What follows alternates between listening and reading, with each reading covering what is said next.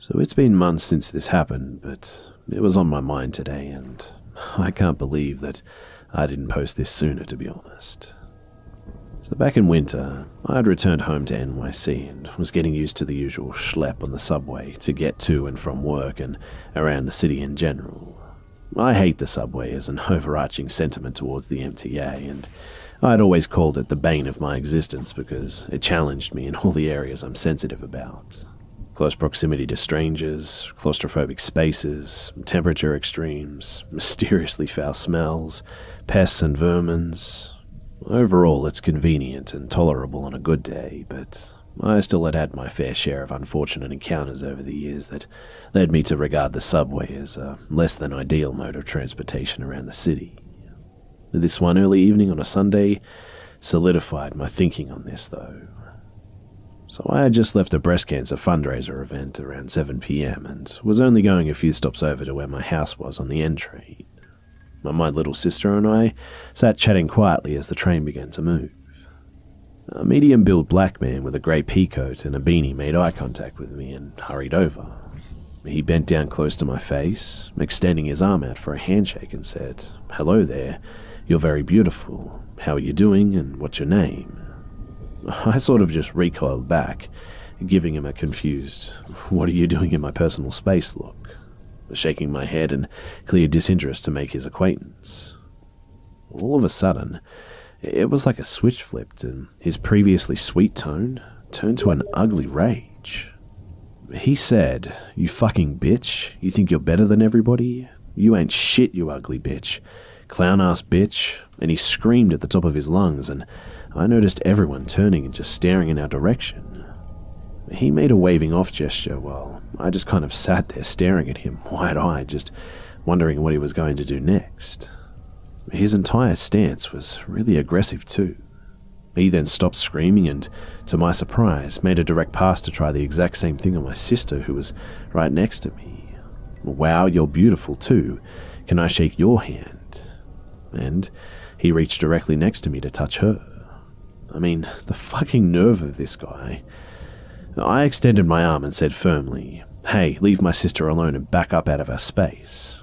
And this guy smacks my hand out of the way. And now, he's fully pushed my buttons, and I stand up and I realize that I'm about eye level with him. So, he must have been around 5'9", maybe 5'11" at most. I tell him, "Don't fucking touch my sister," and I was officially heated at this point.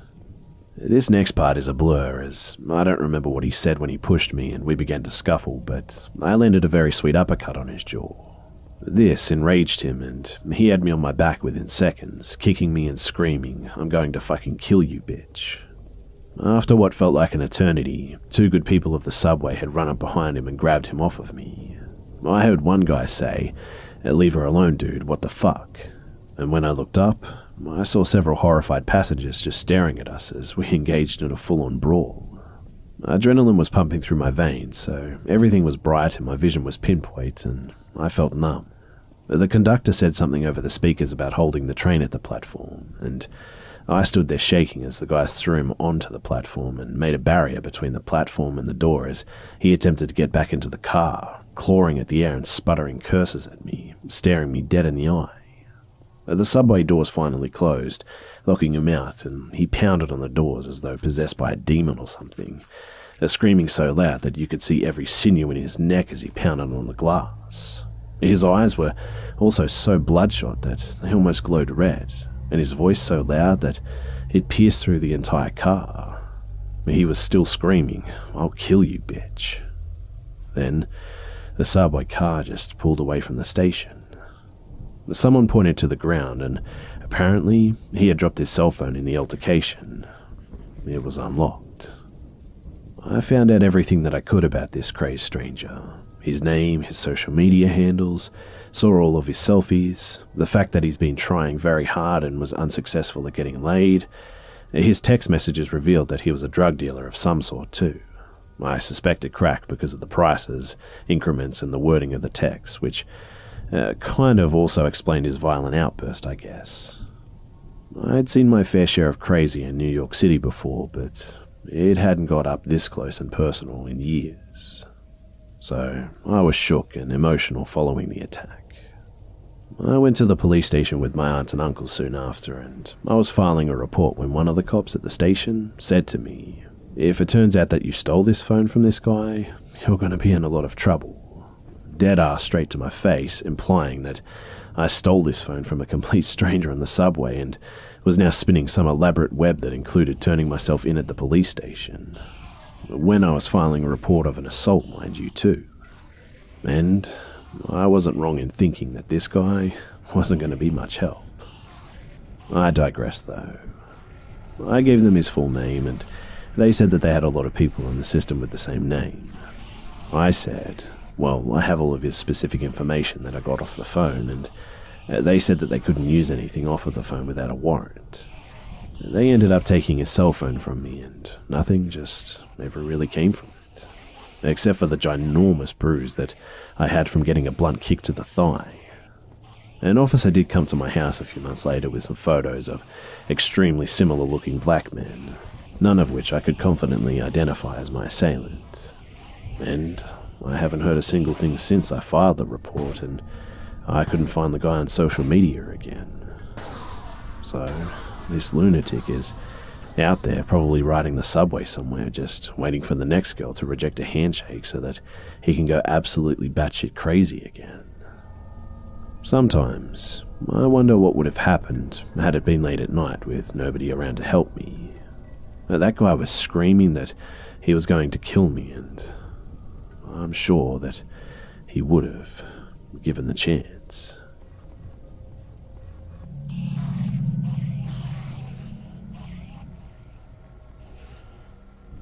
This is probably going to be long, so please bear with me as this story has a lot of details. The reason I wanted to share my experience is because I know a lot of people have, at one time or another in their lives, dealt with someone who was either super creepy or that person began to stalk them. So, here it goes. Here's a short history of how this all began. When I was about 16, my mother told me a friend of hers needed a babysitter, and I was more than willing to take the job because I could always use the extra cash. I have a very close relationship with my mother too, so I had complete trust in this friend of hers, since my mother doesn't trust just anyone. So I began to babysit for her 10 and 7-year-old daughters. The oldest had a major attitude, but after I had become their regular sitter, she wasn't as difficult to deal with. If you're curious as to why I'm sharing this, it's a vital detail to this story. So let's fast forward several years. I'm about 19 years of age now, and I know this because I had graduated high school the year before. This was a major deal in my life, so it was all very vivid in my mind, and I hadn't babysat for this family for about 2 years by this time, I think. I was pretty busy with going to college, working my part-time job, and spending spare time with family and close friends. One day, my mother approaches me and asks if I'd be willing to befriend a girl that her parents felt needed socialization. She gave me a few details before I decided on what to do. She told me that the girl that she wanted me to befriend was one of the girls that I used to sit for. I asked her who she was referring to because I sat for several families when I was a full-time sitter. She told me who it was, and I was slightly hesitant because of the attitude she had when I first met her, but I was always open to helping other people in any way that I could. And so I began to get together with her every once in a while. I would invite her to small gatherings with some of my friends, but only if there was other younger ones with us, like their little sisters or something. I was always in groups of people of various ages, usually around the age of 13 plus, and always with both guys and girls. My older friends and I were sort of the big sisters of the group, so that's why we were always happy to have those type of get-togethers and all.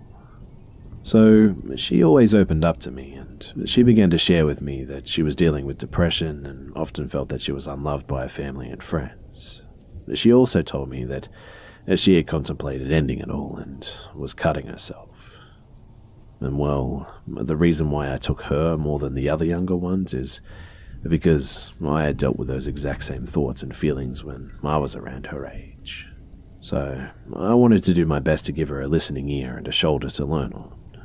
I would give her some advice, anything that I thought would benefit her and all, and once she felt that she could trust me, I tried to broaden her horizon, but things slowly would take a strange and eventually sinister turn. Now, when I would try to invite her to our usual get-together or social events, she seemed very standoffish. I was a little surprised, but not too much because I knew how difficult things were for her, and it did take her some time to warm up to people. Eventually, she began to try and drag me along with her when she had one of her I don't want to be here attitudes. For example, we would go to the house of another friend of mine. There would be maybe 6 or 8 of us total, and we would watch movies or do something else. This was before the days of social media and the everyone has a cell phone era. She seemed to want to go, but as soon as we got to wherever it was, she just wanted to leave. She would pull me aside and say, "I don't want to be here, let's go."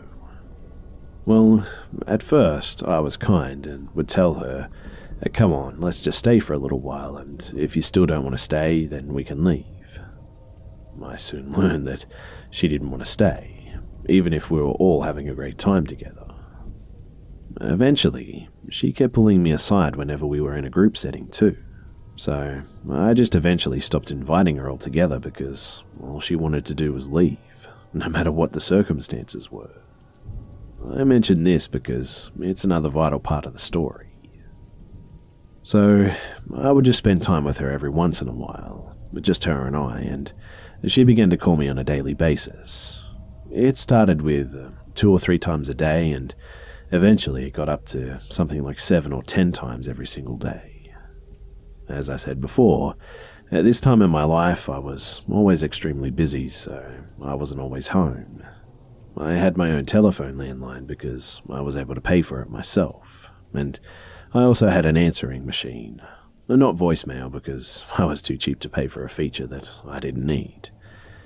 Anyway, I would have to change the tapes way too often because of how much she would call me and leave messages after messages. She would leave messages like, "Where are you? Why aren't you answering my phone calls? Who are you with?"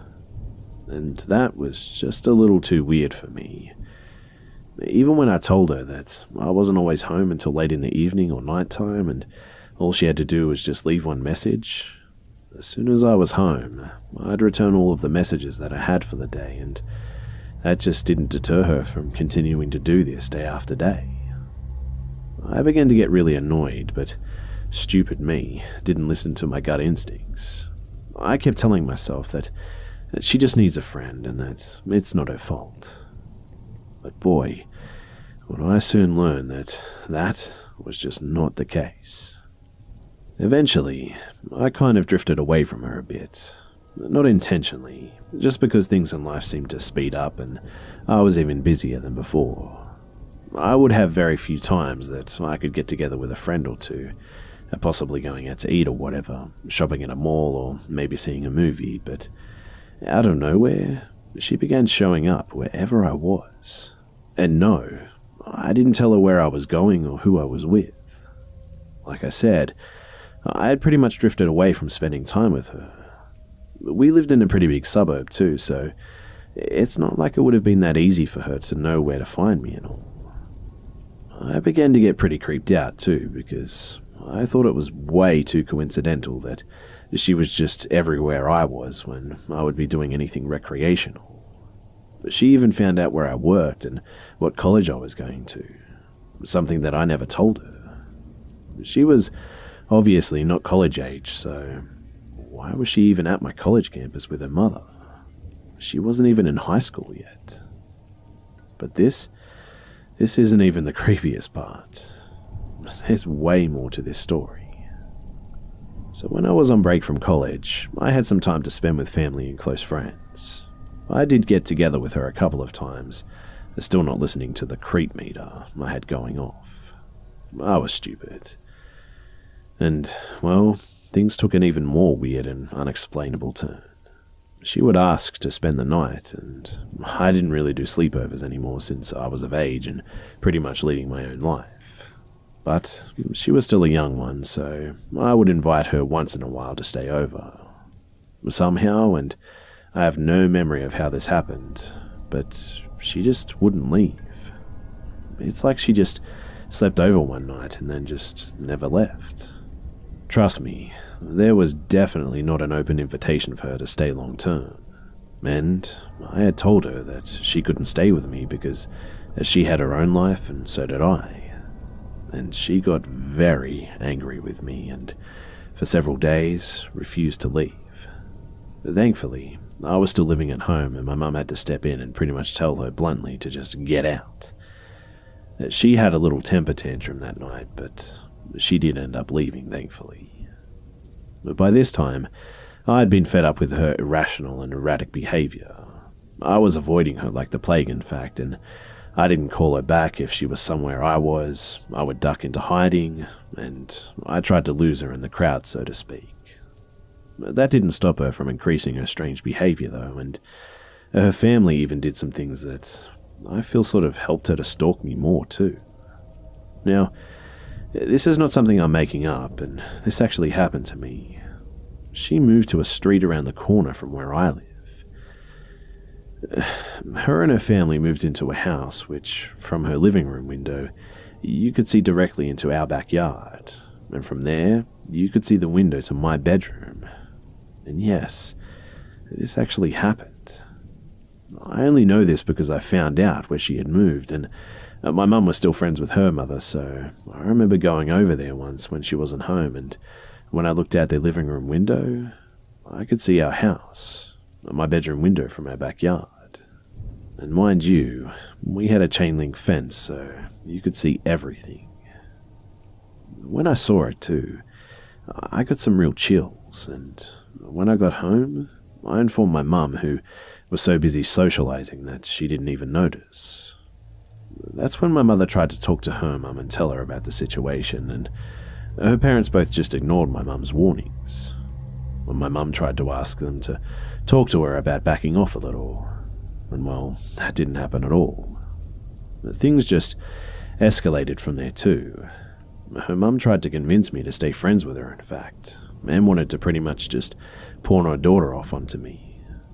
I don't even remember what she said to try and convince me. I just remember saying to myself, "Okay, lady, you're just as nuts as your daughter." And it wasn't long before the most sinister and disturbing part happened. And this was definitely the last straw.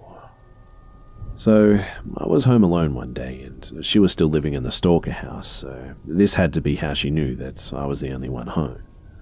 I wasn't talking to her at this stage, and I even changed my phone number and told my friends to absolutely not give it to her, which they respected and happily obliged. Anyway, as I said, I was home alone. It was maybe about 10 a.m, and I was just getting up to take a shower and get ready to start my day, and as soon as I get out of the shower, I hear the doorbell ring. I didn't think anything of it, and I go to answer the door. I always look through the peephole before I answer the door too. It's something I still do to this day. And I see several police officers just standing there. And I got a sick feeling in the pit of my stomach, thinking that something had happened to one of my family members or something. I answer the door and they ask me, "Are you B?" I answered, "No, she doesn't live here." The officers then ask, "Do you have any identification with you?" Which I answered, "Of course, but it's in the back of the house. I have to go get it." Now, mind you, I'm totally confused as to why they're at my door and why they're asking for my ID. The officer then proceeds to tell me that he has to come in with me when I go into the back of the house. I just nodded in agreement, but still confused as to what was going on. So, we get into my bedroom and I grab my ID and I show the officer who I am. He just says, "Okay, thank you. May we sit down for a moment and talk to you?" I of course agreed and motioned him back into the living room where the other officers have joined us. We sit down and they tell me that they received an anonymous phone call that there was a young lady that lived at my address by the name of B that was extremely suicidal and may have already taken her life. I just sat there for a moment in complete shock, and I told them that she used to be a friend of mine, but that I hadn't talked to her in quite a while, but that she absolutely did not live there. They asked me if I had any contact information for where she was. Thankfully, I still had her info on hand. I then give them her contact information, a telephone number and home address, and they thanked me for my time and just left. And I honestly thought that was the end of it. But it wasn't. Not by a long shot. Again, I apologize for the length, but this is all important for me to get out. So after they leave, I called my mum immediately, and she proceeded to tell me to come to her workplace until I had to go to my classes for the day. I hightailed it and drove to her office since she owned the business. It was no problem for me to stay there for a few hours or anything, so I stayed there until I had to go to classes and then went on to the rest of the day. Although I was still shaken a bit, I must admit. The rest of this story is from third-party perspective, and all of my close friends knew about this situation by this time because her behavior was just way too psychotic for me, and I was going to do whatever I needed to do so I would be safe. So I believe a few friends of mine and myself were at a coffee shop, one of the internet cafes from back in the day, and we were talking when another mutual friend walks in and comes right up to us, looks at me and says, "I have to tell you something." I was like, "Okay, shoot." Apparently, a few days before, they had run into B and they said that she looked eerily exactly like me. My jaw dropped and I asked, "What do you mean?" We in no way looked similar, in no way, shape or form. I mean, it wasn't like you would confuse one of us for the other or anything. Well, she had apparently began to dress very much like me, dyed and styled her hair like mine, wore the same kind of bracelets that I would wear. I had a bit of a thing for friendship bracelets back then, and just apparently looked exactly like me. And I was pretty shocked, to say the least. A few nights later, I had been on the phone with a couple of friends of mine, and I had the three-way calling feature where you could call two people at once and all talk to one another. One of the friends on the line had informed me what they had heard about why the suicidal report incident even occurred in the first place. Mind you, this is a few months after the fact, and she had heard from another reliable and trustworthy friend of ours that the reason there was that call, and this is going to blow your mind, is because B had called anonymously saying that a young lady by that name lived at my home and was suicidal. And the reason she did it is because she wanted the police to think that I was her. She gave the police my physical description, and this was before she started looking like me, so they would take me away to a psychiatric ward, and therefore she could take over my life. And now I'm thinking, this girl is super crazy. I don't know how she thought that my family and friends would just allow her to do that, but this is how mentally unstable she was. Now, the timing was kind of perfect for me, and I say that because I was getting ready to move away from the area because I was starting a new job and life had kind of taken me in that direction. My family was moving away with me for obvious reasons, so we in fact did move away, and it was the best thing that ever happened to me because apparently she just got worse and worse over time. She began to harass my close friends, trying to get my whereabouts, like my address, phone number, where I had moved away to. They didn't give her my information since they knew how psychotic she was, and at one point, she even began to stalk the brother of one of my very close guy friends, just so that she could try to intimidate him into telling her where I was. He had to have his grandparents step in because he wasn't of age yet, and I have no idea what happened to that situation from there since I had moved away by then and the internet wasn't like it was today. So, fast forwarding to 2012, mind you, the stalking began around the year 2000. Obviously, since it's 2012, social media is a big thing of course, and I had a Facebook account. I didn't even think of my privacy because to me, all of that was long behind me and I had eventually forgotten about B.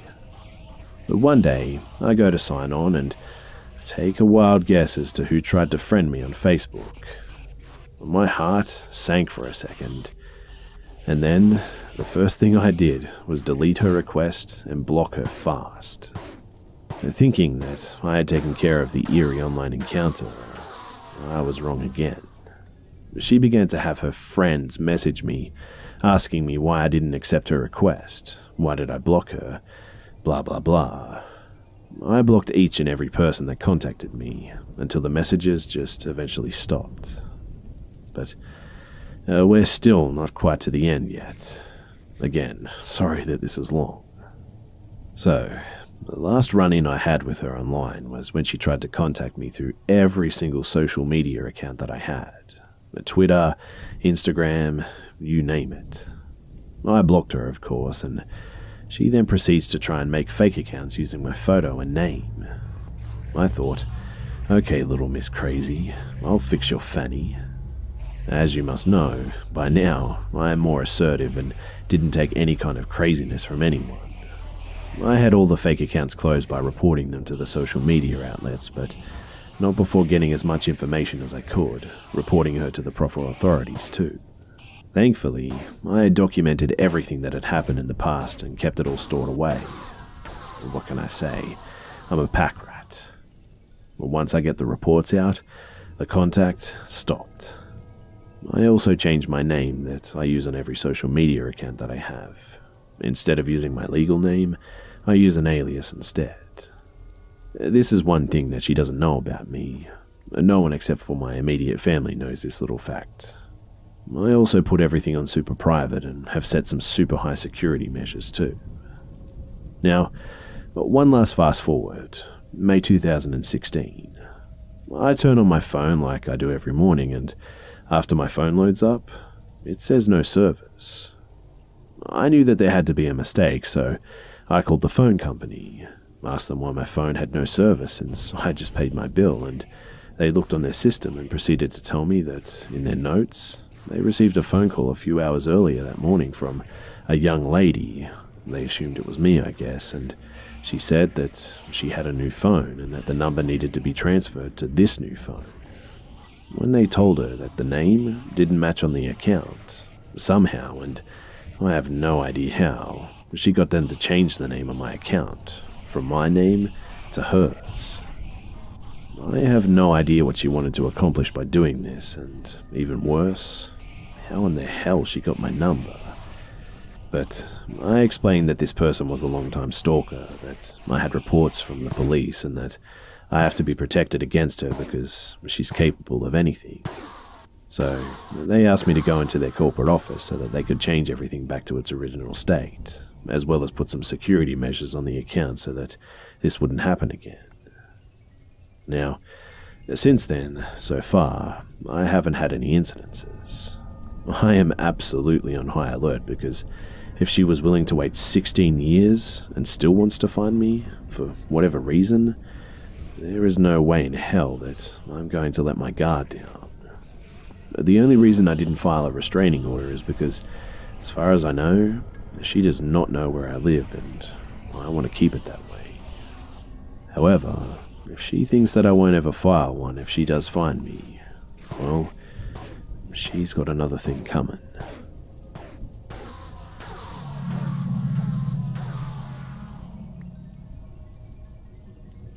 So let me start with the backstory. After living in Vancouver, BC from 1984 to 2001, I decided to move home. Mum was getting up in years, and the dumb reasons for leaving the province, they just didn't exist anymore. I was a single mum of a preteen at the time. So, I settled into a small town outside of the capital region and worked in daycare. I loved my job, but ended up getting double pneumonia, so had to find different work. So, I went back to school, but ended up working as a nanny for a year. So, as I wasn't able to find work anymore, I went back to school and did a course in customer service and call center work.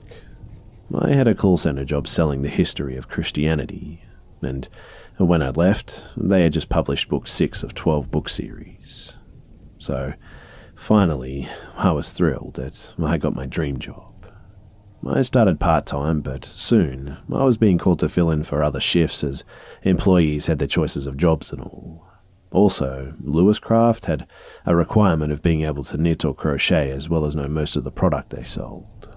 Because I was moving around from store to store, I often wore my apron home, forgetting that I had my name tag on it and all.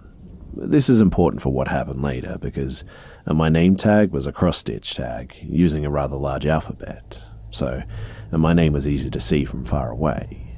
It was stitched in Torquay on a white background, so it was easy enough to see it. So I got pretty settled to my new job, and I supplement with another part-time job. That paid more and got SSI off my back. During this time, I realized that I had to deal with my alcohol consumption, so I was attending meetings after work, unless I worked at the west end of the city. So one cool late summer night, I'm waiting for the bus to head home after a meeting. I could have walked, but I was just tired, and my boyfriend, now husband, said that he could pick me up, but I said no, that was okay. I didn't mind taking the bus. Little did I know, I wished I had taken him up on this offer. So, I'm sitting at the bus stop just relaxing and listening to music on my Discman. It was either Billy Gilman's Everything and More or Barry Manilow's Greatest Hits of Volume 3. So, the area I live in has some big issues. Prostitution, drug deals, and crime are pretty common here. But it was also where I could find the cheapest rent, so I ended up just staying here. Anyway, I'm minding my business, just listening to tunes and waiting for the bus when this old truck pulls up in front of me. The passenger window rolls down and he says, "Hey crafty gal, want a party? I can hook you up with some good shit." I actually didn't realize he used my name at that point, and my name is a unique name and one you don't hear that often. I tell him, "No, thanks, but I'm not interested." He says, "Come on, it'll be fun." I say, "What part of no don't you understand?" I see the bus and I give a sigh of relief. He sees the bus and pulls away. But he then does the strangest thing. Where I'm waiting, there is this Catholic church, a dead-end lane next to it, and then a community league with a playground and park. He backs his truck up into the dead-end lane and watches as I get on the bus. By this time, I've pulled out my cell and call the boyfriend asking him to meet me at the 7-Eleven. I tell him don't bring the truck and just to walk there, as it'd be faster. My creep radar was going off at this point, and I was in flight or fight mode. Not that you could see it, though. The driver asked me, though, if everything was okay. He must have sensed something was up, so I said that I was being followed, and I stayed next to the driver. The driver saw that I was being followed, in fact, and let me off at the light as it had just turned red so I could cross the road to the 7-Eleven. Now, my boyfriend doesn't do PDA, but he realized what I was doing when I was exaggerating the hug and kiss, etc. He saw the car drive off quite fast, too, and after that, he pretty much picked me up. After a while, I didn't see the vehicle, but winter had set in, so no more evening walks or waiting for the buses after that one. So I put it out of my mind until one spring day I saw this picture of Thomas Svekler on the front page of both major newspapers, and I actually became physically ill. This was that dude in the truck. He was apparently found guilty in murder and acquitted on another charge. He was questioned in several murders and disappearances, and he's currently sentenced as a dangerous offender, which means that he'll never get out of rising. I'm thankful that I survived this, but it was definitely a close call.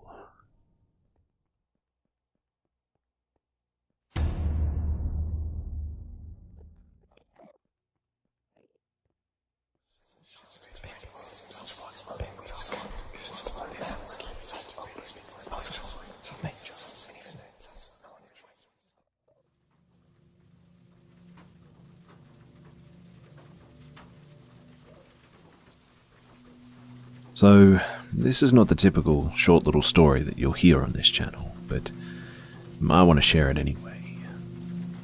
So, I was about 14 years of age when this happened. I was in my bed trying to sleep, but as always, I was failing. My dad was in the living room trying to rock my brother to sleep. This was a normal routine for us, but this night definitely was not normal. I finally think that I'm about to fall asleep when I hear these loud knocks on our front door. It echoed throughout the whole house, and it's like 3 a.m. The knocks are then followed by a girl screaming, "Help, please, my mum needs help," over and over again. She was practically shrieking too. My dad assumes that it's some sort of a trap. But they use a little girl, Dad becomes vulnerable, opens the door, and easy access inside the house and so forth. So he's yelling back at her to just leave us alone through the door. This little girl then starts crying, kicking our door over and over again. And her screams still ring in my head every now and then. By this point, I'm sitting upright in my bed obviously, crying as well. I'm terrified and upset with my dad because what if she did need help? So, maybe 10 minutes go by of this continuous crying and screaming when I hear a man outside of my window, which is only a few inches beside my front door where the girl was. And I can hear him telling the girl to shut up, and I can hear him grab her and she's screaming for him to let her go. I felt sick to my stomach and I wanted to look out the window, but I was paralyzed with fear. I can tell that he's dragged her onto the street now, her screams for her mother becoming quieter the further they got away. Soon, I hear about 3 cars speed off down the street after a lot of men were yelling, I assume at each other. My parents called the police and reported everything and tried to get me to fall asleep, but I was way too scared and traumatized after that. To this day, which is about 3 years later, I think about that little girl and her mother all the time, scared of what might have happened to them. I used to want to know, but now I don't think I want to, as bad as that may sound. So, little girl, wherever you are, I sure hope that you're okay.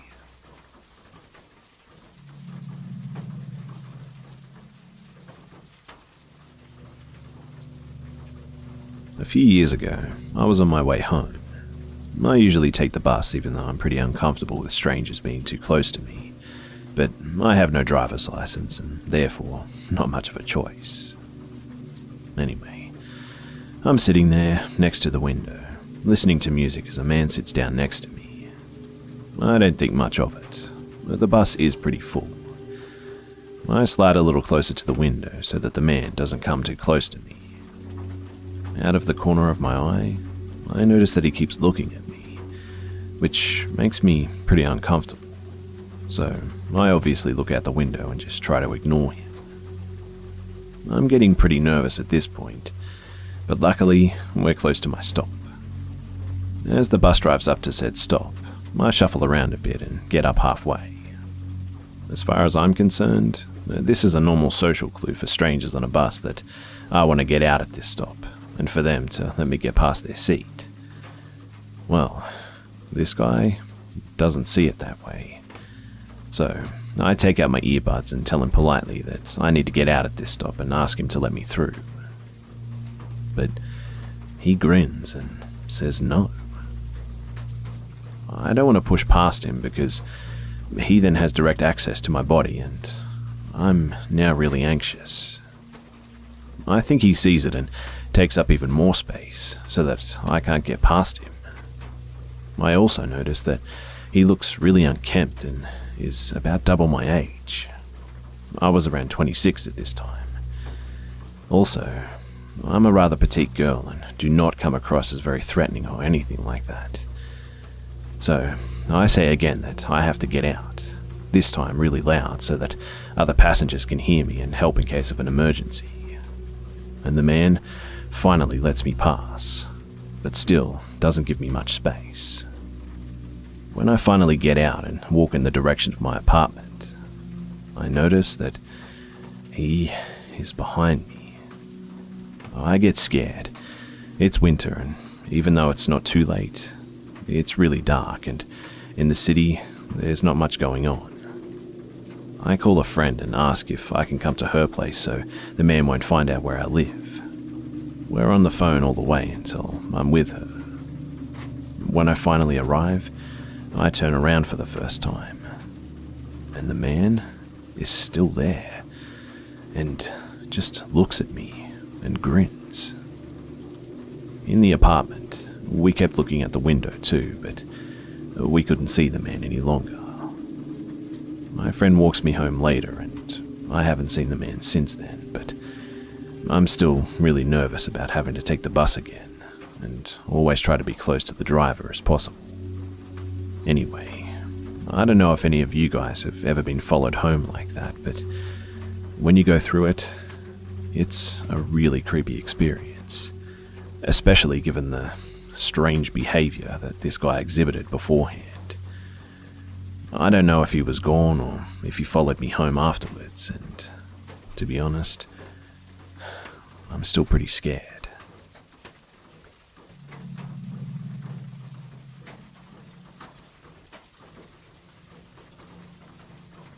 So, a little background. The facility I worked at was built in the 50s and remodeled in the 70s. Before it was an assisted living, it was one of those, I don't want to care for my disabled family, take them, thanks, facilities. The 200 and 400 hall used to be the children's wing. The 100 and 300 hall were for physically disabled patients. Downstairs was the mental wing, 500, 700 halls. The linen room used to be a confinement room. My first experience was in November of 2015. I'd worked there for a little over a month on night shift. I was checking the med card and heard a door open and close. I thought it might be a patient, but I did a complete check of that hall and no one was awake. The next, I was down switching laundry to the dryer and heard the voice of a young boy. I couldn't hear what he said, but I definitely heard him. A patient who was a little out of it pushed the call button. I went to check on her and asked her what was wrong. She said, "Oh, I'm fine. Just tell that little girl if she's cold, she can come and take one of my blankets." The girl was described to me as being in a wheelchair with no lower legs. I passed this on to the next shift, and they said that that's pretty common down the 400 hall. My co-worker and I, we were washing some soiled bedding after a patient was incontinent. We were in the small laundry room, different from the other story, with the door propped open with a stop. As we walked out back into the hall, the door violently slammed shut. We opened the door and saw the wedge sitting on top of the dryer. I was marking off a narcotic from the med cart, and I heard a noise down the 200 hall. I looked down the hall and heard, oops, a laugh, and she heard us. It sounded like a kid to me too, but I can't be sure. I walked down the hall to make sure all the patients were okay. One of the patients had a small plastic snowman figure hanging on a door. They were like these tiny little ornaments, and both were completely across the hall and torn off their strings, and there's just no way that she could have done that.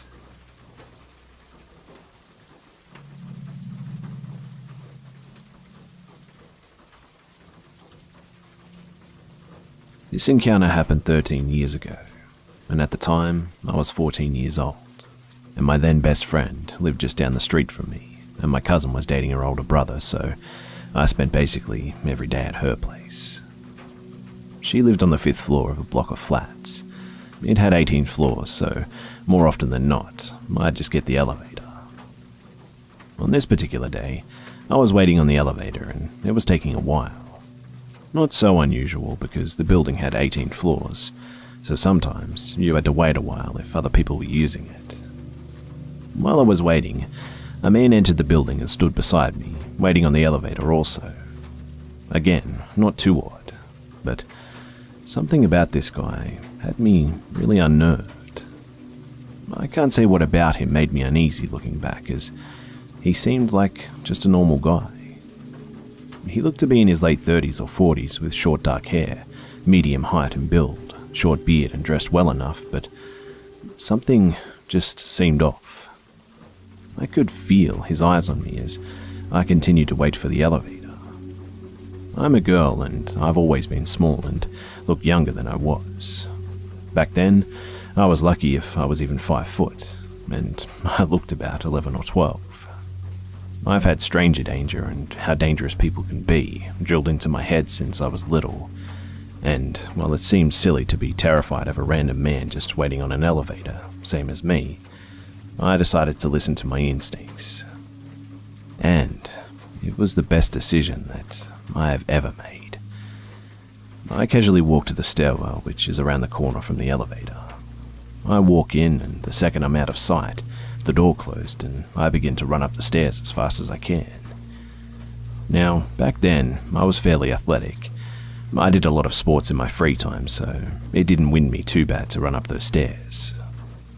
About halfway up, though, I hear the stairwell door slam open and footsteps running up the stairs too.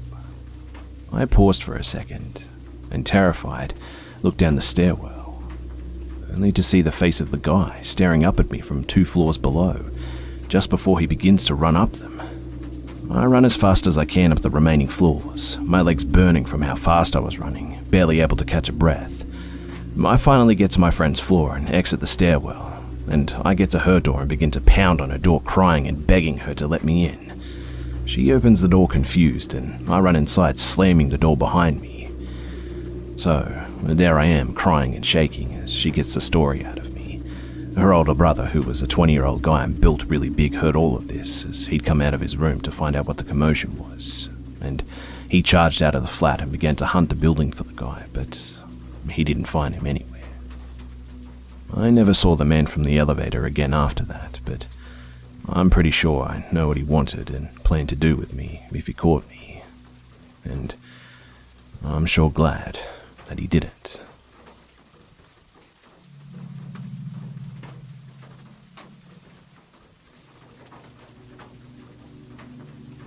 This happened a few years ago when me and my brother were both still living at home. There had been a rash of break-ins in my area in the weeks leading up to it, and several of my neighbours had been broken into. My mum had been at work all day. It was around 10:30, the time that she normally arrived back.